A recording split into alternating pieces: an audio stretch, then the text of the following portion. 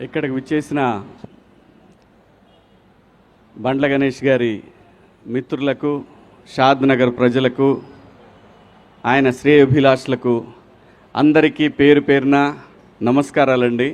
అలాగే టీవీ చూస్తున్న, సోషల్ మీడియాలో చూస్తున్న ప్రజలందరికీ కూడా ఈ పాదయాత్రకు మీ అందరి ఆశీర్వాదం ఉంటుందని ఆశిస్తూ, బండ్ల గణేష్ గారు ఇదే షాద్ నగర్ నుంచి హైదరాబాదులో ఒక చిన్న నటుడిగా మొదలుపెట్టిన ప్రయాణం ఈ రోజున ఒక బ్రాండ్గా, బండ్ల అంటే ఒక బ్రాండ్, బండ్ల అంటే ఒక వ్యక్తి కాదు, బండ్ల గణేష్ అంటే ఒక శక్తి.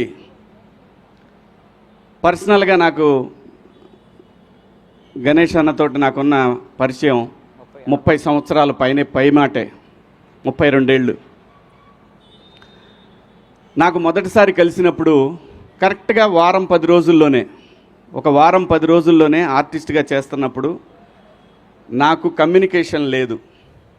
అంటే ఫోన్ కానీ, అప్పుడు ఫోన్ కూడా లేదు, పేజర్ ఉండేదన్నమాట. ఎవరన్నా ఫోన్ చేసి ఆర్టిస్ట్గా మాకు కావాలి అని చెప్పడానికి పేజర్ ఉండేది. నేను ఈ మాట ఇప్పుడే కాదు, చాలా సందర్భాల్లో చెప్పుకున్నాను నేను. అది ఈ పరిశ్రమలో నాకు మొదటిసారిగా అవకాశం నాగార్జున గారు ఇస్తే, వైవిఎస్ చౌదరి గారి డైరెక్షన్లో, ఆ తర్వాత మొదటి సినిమాగా మాస్టర్ రిలీజ్ అయితే నాకు ఎవరన్నా సహాయం చేశారు అని అంటే అది గణేష్ అన్న మాత్రమే. ఎందుకంటే నాకు అది ఆ రోజు చాలా ముఖ్యం. మనకి టెలిఫోను, ట్రంక్ కాల్స్ ఇలాంటివి ఉన్నప్పుడు ఒక ఇంపార్టెంట్ విషయాన్ని చెప్పాలి అన్నప్పుడు గంటలు, రోజులు తరబడి జరిగేది. అలాంటిది ఆ రోజు నా కమ్యూనికేషన్ అనేది, అప్పుడు అది ఎంత కాస్ట్ కూడా తెలుసా మీకు? అది 4000 5000 ఉండేది. అది రే శివ ఇది ఉంచుకోరా, ఎందుకంటే రూములకు రెంట్లు కట్టడానికి కూడా డబ్బులు ఉంటాయి కాదు, తనకు తెలుసు. సో అలా మా ఇద్దరి మొదలైన పరిచయం. గణేష్ అన్న ఈరోజు ఇంతవరకు వచ్చాడంటే దీని వెనకాల చాలా చరిత్ర ఉంది. ఎంతమందికి సహాయం చేసి ఉంటాడు, ఎంతమందికి ఆస్తులు కొనిపెట్టుంటాడు, ఎంతమందికి తనకు తెలిసిన ఒక మాట సహాయాన్ని వాళ్ళు కోట్ల రూపాయలు సంపాదించుకునే స్టేజ్కి తీసుకెళ్ళగలిగాడు. ఇదంతటి కారణం ఏంటంటే మనకు మనిషికి కావాల్సింది ఒక మంచి మనసు, ఒక మంచి సంకల్పం. వీడు బాగుండాలి, వీళ్ళు బాగుండాలి, నన్ను నమ్మి వచ్చారంటే వీళ్ళు నాకన్నా బాగుండాలి అనుకునే ఒక మనస్తత్వం బండ్ల గణేష్ అన్నది. అలాగే చంద్రబాబు గారి విషయంలో అసలు పార్టీలతో సంబంధం లేదు. గణేష్ అన్న అందరవాడు. స్వతహాగా తన కాంగ్రెస్ అభిమానం చెప్పి ముందు నుంచి ఆయన చెప్పాడు, అది మనందరం చూసాం. ఇప్పుడు చెప్తాడు, రేపు చెప్తాడు. మాట మార్చే రకం కూడా కాదు.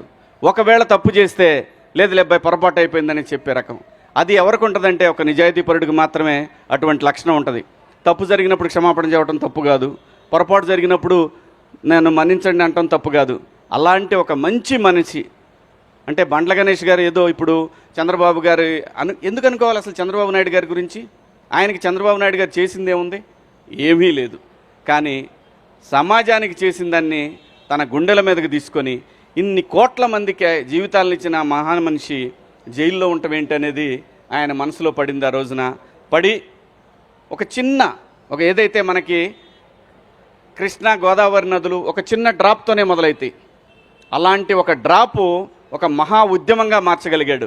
ఆ మహా ఉద్యమమే ఆ నాయకుడు చంద్రబాబు గారు బయటికి రావడానికి అంతమంది జనాలు, అన్ని కోట్ల మంది జనాల యొక్క ఒక వైబ్రేషన్ ఆయన బయటికి రావడానికి కారణమైంది. ఆ కృతజ్ఞత భగవంతుడికి ఏదైతే తను మాట ఇచ్చాడో, మా నాయకుడు ప్రజల మనిషి బయటికి రావాలని కోరుకున్నాడు. ఆ కోరిక మేరకు ఆ భగవంతుడు కరుణించి ఆ రోజున బాబు గారికి బెయిల్ రావడం, బయటికి రావడం. ఆ తర్వాత ఏం జరిగిందో మీరు అందరూ చూశారు. మరి ఊరికే మాటలంటాం అందరికీ సాధ్యమే, ఎవరైనా అనవచ్చు ఒక మాట. కానీ తన అన్న మాట ప్రకారం ఈ రోజున షాద్ నగర్ నుంచి, అంటే తనకి ఏదైతే తన జీవితం మొదలైన ఈ ప్లేస్ నుంచి వెంకన్న దగ్గరికి మొదలుపెట్టాడు ఈ ప్రయాణం.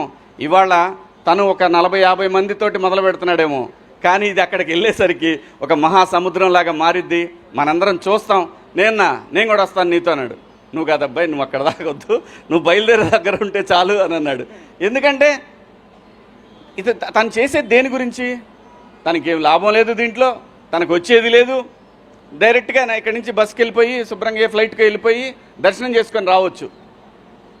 ఈజీ, చాలా ఈజీ. మాట ఇచ్చాడు, భగవంతుడి దగ్గరికి వెళ్ళాడు, దండం పెట్టుకున్నాడు, థ్యాంక్స్ చెప్పాడు, ఇది ఓకే. కానీ అలా కాదు. తను ఏదైతే అనుకున్నాడో అనుకున్న మాటని మాట మీద నిలబడాలి అనేది ఒక సంకల్పం ఏదైతే ఉంటుందో ఆ మనిషి ఇప్పుడు మనం చూస్తున్న ఈ బండ్ల గణేష్ గారు ఇంకా ఎక్కడో చూస్తాం, మనం ఇంకా వేరే లెవెల్లో చూస్తాం. ఏ మనిషికైనా అంతేనండి, నాట్ ఓన్లీ బండ్ల గణేష్ గారు, ఎవరైనా సరే ఇక్కడ నిజాయితీ ఉండాలి. ఇక్కడ నిజాయితీ ఉంటే నేచర్ మనతో వస్తుంది, సమాజం మనతో వస్తుంది. అలా గణేష్ అన్న ఈరోజు మొదలుపెట్టినటువంటి ఈ ప్రయాణం మనం చివరి వరకు కూడా వెంకన్న తోడుగా యావత్ 2 రాష్ట్రాల తెలుగు ప్రజలు ప్రపంచంలో ఎక్కడైతే ప్రపంచవ్యాప్తంగా ఒక ఉద్యమాన్ని క్రియేట్ చేయగలిగాడో ఆ రోజున ఆ ప్రపంచవ్యాప్తంగా ఉన్న తెలుగు ప్రజలందరి ఆశీస్సులు గణేష్ అన్నకుంటాయి.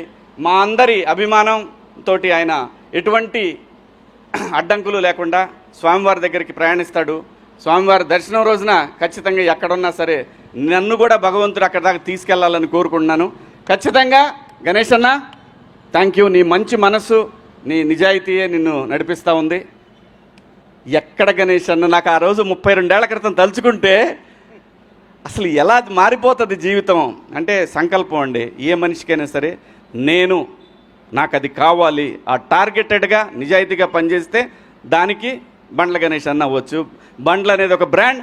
ఈ బ్రాండు కలకాలం చిరకాలం 10 మందికి సాయపడుతూ ఉండాలని మేమందరం నీ వెనకాల ఉంటామని ఆ భగవంతుడిని కోరుకుంటూ థ్యాంక్ యూ అన్న. All the best, happy journey. Thank you very much Shivaji గారు. మీరు ఆ 32 ఏళ్ల స్నేహాన్ని గుర్తుపెట్టుకొని ఇక్కడికి వచ్చి సపోర్ట్ చేస్తున్నందుకు thank you very much. And ఇప్పుడు ఈ కార్యక్రమం విజయవంతం అవ్వాలని ఆశీర్వదించడానికి వచ్చేసిన విజయనగరం ఎంపీ అప్పలనాయుడు గారిని వేదిక మీదకి రావాల్సిందిగా రిక్వెస్ట్ చేస్తున్నాం. Thank you very very much sir. మీరు ఇక్కడికి రావడం చాలా చాలా ఆనందంగా ఉంది సార్. సార్ మీరు మాట్లాడాల్సిందిగా రిక్వెస్ట్ చేస్తున్నాం సార్. ఈరోజు వెంకటేశ్వర స్వామి ఆశీస్సులతో అన్న గణేష్ అన్న సంకల్ప యాత్ర ఈరోజు ఈ కార్యక్రమం ప్రారంభించినందుకు, వారు మంచి సంకల్ప యాత్రని కార్యక్రమాన్ని శ్రీకారం చుట్టారు కనుక తెలుగువాడిగా నా బాధ్యతగా రావాలని దంపతులతో రావడం జరిగింది.